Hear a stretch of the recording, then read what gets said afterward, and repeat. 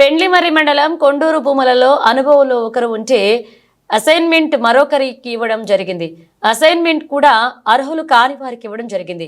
అవన్నీ విచారణ జరిపి అర్హులు కాని వారికి తీసివేసి నిజమైన అర్హులందరికీ నిజమైన న్యాయం చేస్తామని మరొక్కసారి ఈ రెవెన్యూ సదస్సుల ద్వారా న్యాయం చేస్తామన్నారు కమలాపురం గౌరవ శాసనసభ్యులు పుత్తా చైతన్యారెడ్డి.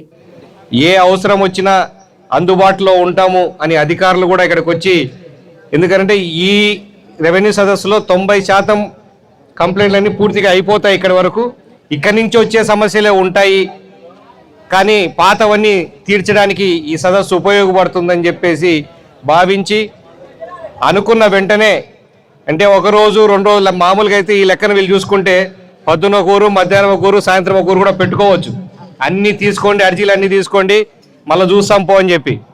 అట్లా కాకుండా ఒక్కొక్క రెవెన్యూ విలేజ్లో పూర్తిగా ఒక రోజంతా ఉండి సమస్యలన్నీ తీర్చగలం, ఎంతవరకు తీర్చగలమా లేదా అని కూడా వాళ్ళు ఎక్స్ప్లెయిన్ చేసి మీకు జవాబుదారీతనం ఉండేటట్లుగా ఈ ప్రభుత్వం ఉంటుందని చెప్పి మీ అందరికీ తెలియజేస్తా ఉన్నా.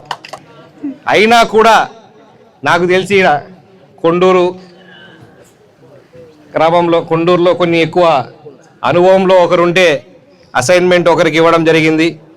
ఆ అసైన్మెంట్ కూడా అర్హులు కానటువంటి వాళ్ళకు కూడా ఇవ్వడం జరిగింది. అవన్నీ కూడా రెక్టిఫై చేసి ఎవరైతే అర్హులు కారో వాళ్ళందరికీ తీసేసి నిజమైన అర్హులందరికీ కూడా తప్పకుండా న్యాయం చేస్తామని చెప్పేసి మరొక్కసారి మీ అందరికీ తెలియజేసుకుంటా ఉన్నా.